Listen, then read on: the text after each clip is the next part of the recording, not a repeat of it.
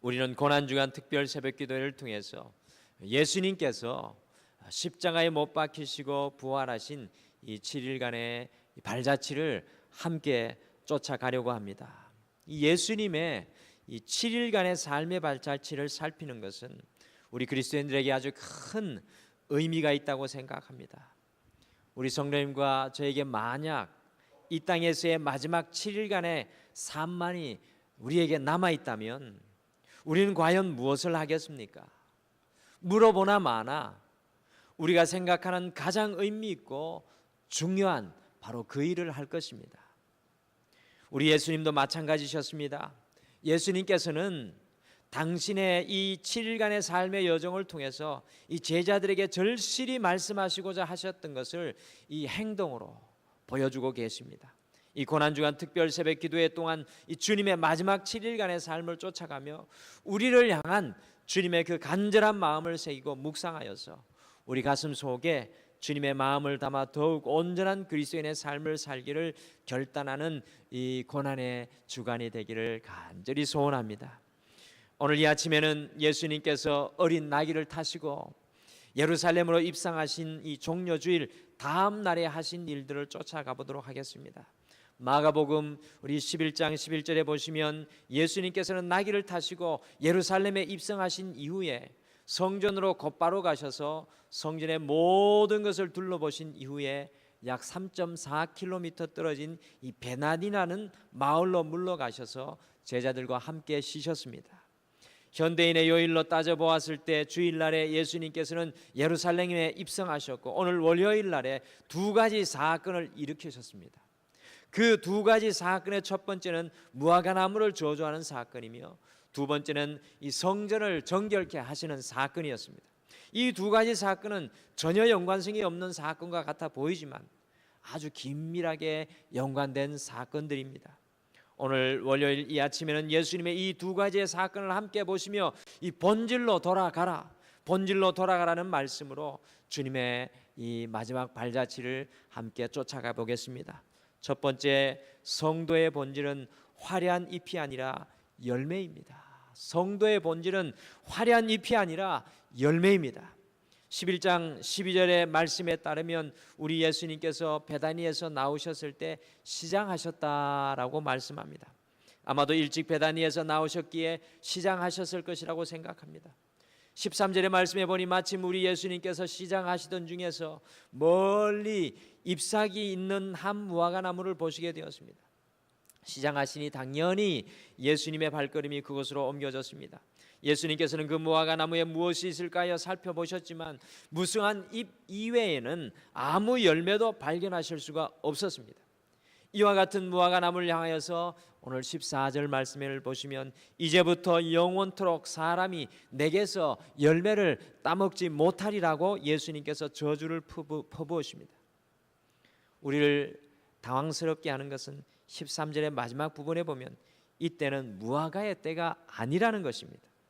어찌 무화과의 때도 아닌데 이 무화과나무에 따먹을 열매가 없다고 예수님께서는 저주를 쏟아놓는 것입니까? 너무나 배가 고파서 우리 예수님께서 정신을 놓으신 것입니까? 그것이 아닙니다. 여러분들, 이 무화과나무의 본격적인 수확철은 6월과 7월경이지만 오늘 예수님께서 6월절 예루살렘에 오셨을 때는 이 4월절입니다. 그러니 당연히 이 열매를 맺을 수 없습니다. 사실 근데 여러분들, 무화과나무를 이 이스라엘에 있는 무화과나무는 6, 7월에만 열매를 맺는 것이 아니라 4월에도 열매를 맺습니다. 어떤 열매인가가 중요합니다. 어떤 열매를 이 4월에 맺냐면 아주 작고 볼품이 없는, 전혀 상품성이 없어서 따서 버릴 정도로 부실한 열매를 이 4월에 맺습니다. 이러한 볼품 없는 무화과나무 열매의 이름을 파게라고 하였습니다. 예수님 시대에 이 무화과나무 주인은요 이러한 상품성 없고 별 맛도 없고 볼품이 없는 열매를 파게를 지나가는 사람들이나 이 가난한 동네 사람들에게 편안히 따먹도록 하였습니다. 무화과나무 주인은 본격적으로 6, 7월의 상품을 수확하여서 판매하였던 것입니다. 그러므로 오늘 우리 예수님께서 이 무화과나무에게서 가서 찾으시는 것, 열매는 바로 파게였습니다. 볼품은 없어도 크기는 작아도 가난하였던 이스라엘 백성들의 배를 채워주는 아주 소중한 바로 그 열매를 찾은 것입니다. 오늘 성경 말씀을 유심히 보시면 예수님께서는 이 무화과나무를 특별히 찾아가신 이유가 있었습니다. 그것이 무엇입니까? 13절에 분명히 나오고 있습니다. 무화과나무의 잎사귀가 풍성하였기 때문이었습니다. 무화과나무의 열매와 잎사귀는 같이 나옵니다. 풍성한 잎사귀가 있는 나무는 열매도 있는 것입니다.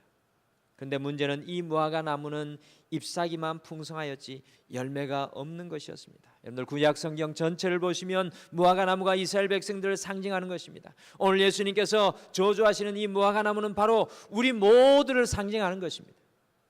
잎사귀는 무성하지만 열매가 없는 이스라엘 백성들을 보시며 안타까워하시는 예수님의 마음이 오늘 말씀 그대로 우리에게 표현되고 전해집니다. 주님께서 찾고 구하시는 것은 잎만 무성한 것이 아닙니다. 바로 열매를 찾으시고 열매를 따먹기를 원하셨습니다. 2000년 전 예수님의 시대의 이스라엘 백성들처럼 오늘날 그리스도인들 역시도 잎만 무성하여서 열매 없는 저주받은 무화과나무와 같은 신앙의 삶을 살아가는 것을 보게 됩니다. 사랑하는 성도 여러분, 믿음은 겉모양이나 경력이 아닙니다. 우리의 믿음은 겉모양이나 경력이 아닙니다. 직분도 아닙니다. 목사가 중요한 것이 아니라 장로님이 중요한 것이 아니라 권사님, 성도님이 중요한 것이 아닙니다. 여러분들, 믿음의 본질은 바로 우리의 열매입니다. 주님의 진리의 말씀이 언제든지 우리의 마음과 가슴 속에 떨어지면 그것이 열매로 자라고 나타나야 하는 것입니다. 열매 없이 잎만 무성하기에 능력이 없는 것입니다. 열매 없이 잎만 무성하기에 변화가 없는 것입니다. 열매 없이 잎만 무성하기에 하나님을 경험하지 못하는 것입니다. 이 고난주간 월요일 무화과나무와 같은 이스라엘 백성들과 우리를 향하여 예수님께서는 생명의 열매를 맺는 삶, 본질로 돌아갈 것을 간절하게 부탁하고 계십니다. 주님을 만난 성도의 본질은 우리의 삶의 현장에서 주님의 열매를 맺으며 살아가는 것입니다. 사랑하는 성도 여러분, 이 고난주간 우리가 주님과 함께 주님의 고난의 길을 걸어갑니다. 십자가의 길을 걸어가시는 우리 예수님께서 찾으셨던 것은 화려한 잎이 아닙니다. 바로 우리의 삶에서 맺어내는 열매, 삶의 본질입니다. 파괴, 볼품없던 그 열매지만 이스라엘 백성들의 굶주린 배를 채워줄 수 있는 그 열매를 우리 주님께서 간절히 찾고 구하는 것입니다. 오늘 우리 주님께서 왜 이 무화과나무를 저주하시며 이 고난의 첫 발걸음을 이 월요일날 아침에 떼고 계십니까? 우리는 그것을 보고 무엇을 배워야 합니까? 무엇을 깨달아야 합니까? 우리의 삶을 이 고난주간에 다시 한 번 더 없기 슬렴이며 돌아보아야 될 줄 믿습니다. 주님께서 우리에게 원하시는 것은 화려한 그리스도인의 삶이 아니라 볼품은 없지만 주님 앞에 올려드릴 삶의 열매인 줄 믿으시길 바랍니다. 이 고난주간 성도의 본질은 삶의 현장에서 맺어내는 그리스도의 열매임을 가슴속에 품으시길 바랍니다. 오늘 이 첫째 날 주님께서 우리에게 도전하는 것은 바로 열매가 있느냐라는 것입니다. 두 번째, 성도의 본질은 날마다 하나님을 만나는 것입니다. 성도의 본질은 날마다 하나님을 만나는 것입니다. 여러분들 15절과 16절에 보시면 우리 예수님께서는 멀리서 여행하여 오는 사람들 위하여 성전의 재물을 사고 파는 상인들과 이방인의 돈을 바꿔주는 환전상과 비둘기 파는 사람들을 보시며 분을 바라십니다. 그들의 상과 의자를 둘러엎고 계십니다. 16절에 보시면 아무런 물건도 성전 안으로 지나다니는 것을 허락하지 않으셨습니다. 하나님께 제사 지내기 위해 재물을 사고 팔며 자신들의 정결치 못한 돈을 바꾸는 행위를 보시고 우리 예수님께서 분을 바라십니다. 어찌 보면 이 모든 것들이 하나님께 제사 드리기 위한 행위인데 우리 예수님은 이 모습을 보고 분을 바라십니다. 여러분들, 왜 예수님께서 이렇게 오늘 분을 바라십니까? 여러분들, 우리는 이 예수님의 사건을 성전을 청결케 하시는 사건이라고 말합니다. 2000년 전 예수님이 들어갔던 그 성전은 형식과 예배의 모습은 있었지만 그곳에서 하나님을 진정코 만나는 역사가 일어나지 못했기 때문입니다. 오늘 형식에 치우쳐져 있었던 제사장들을 바라보면서 예배의 겉모습만 바라보며 나아가는 이 이스라엘 백성들을 바라보면서 그 성전을 둘러 엎으시며 우리 주님께서 분을 바라십니다. 그리며 17절에 우리 예수님께서 말씀하십니다. 하나님의 성전은 만민이 기도하는 집이라. 마치 야곱이 베델에서 그 고난 중에 무릎 꿇었을 때 하늘 문이 열렸던 것처럼 내 집은 기도하는 집이라, 하나님을 만나는 곳이라고 우리 주님께서 말씀하시고 그 성전을 정결케 하는 것입니다. 사랑하는 성도 여러분, 우리 성도의 본질이 무엇입니까? 이 땅에서 우리의 본질이 무엇입니까? 이 땅에서의 성공입니까? 이 땅에서의 잘 되는 것입니까? 우리 자녀들의 삶의 본질이 무엇입니까? 바로 우리의 삶의 본질은 하나님을 만나는 삶인 줄 믿으시기를 바랍니다. 고난의 길을 올라가면서 우리 주님께서 오늘 성전을 청결케 하신 것은 하나님을 만나는 그 삶이 잘못되었다는 것입니다. 본질을 잃어버린 입만 무성한 성전의 삶, 성전의 예배를 바라보면서 우리 주님은 안타까워하시면서 오늘 이 성전을 둘러엎고 계신 것입니다.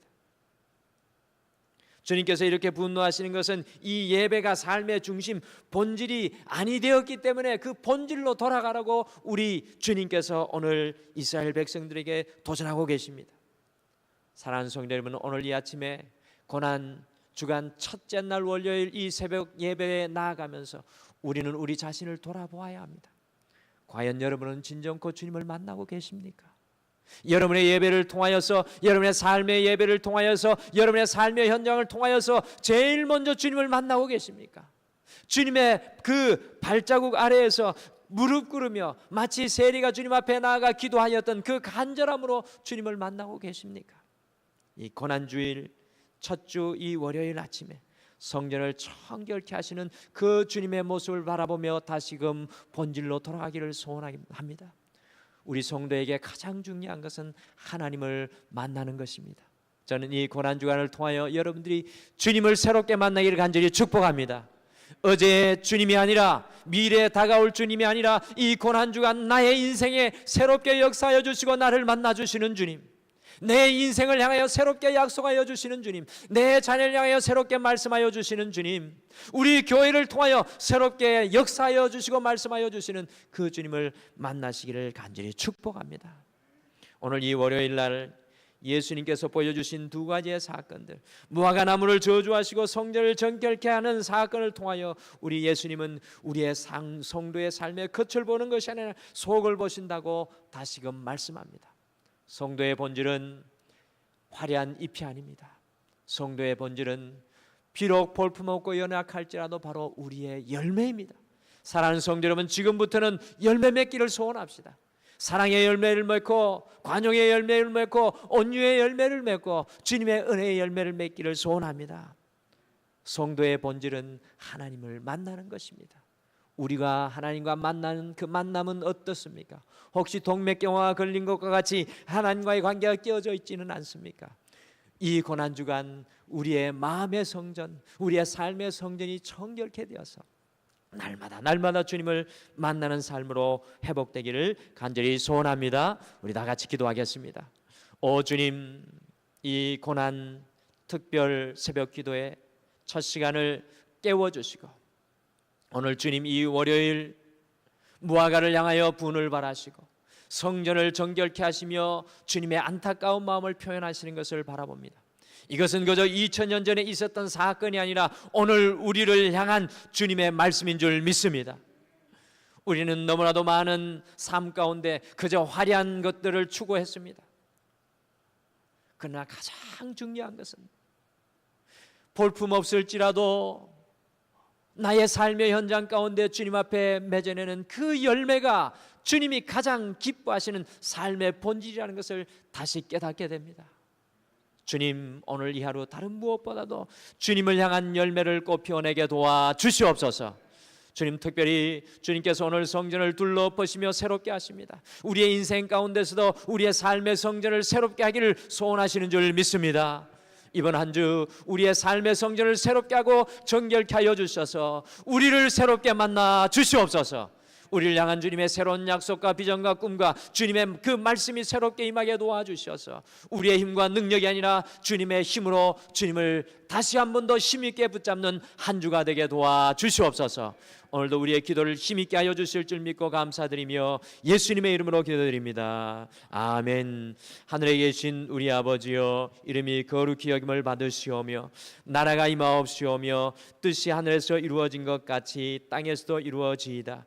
오늘 우리에게 일용할 양식을 주시옵고 우리가 우리에게 죄 지은 자를 사하여 준 것 같이 우리 죄를 사하여 주시옵고 우리를 시험에 들게 하지 마시옵고 다만 악에서 구하시옵소서.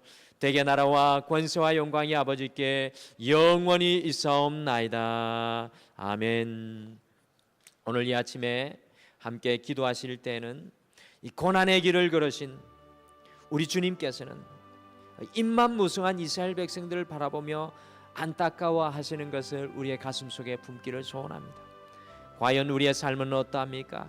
오늘 이 아침에는 우리가 진정으로 우리의 가정 속에서 우리의 직장과 사업과 삶의 현장에서 맺어야 할 그 열매가 무엇인지 생각하며 입만 무성한 분주한 삶이 아니라 주님께서 기뻐하시는 그 열매를 맺기를 소원하며 오늘 이 아침에 간절히 기도하겠습니다. 성도의 본질은 날마다 주님을 만나며 살아가는 것입니다.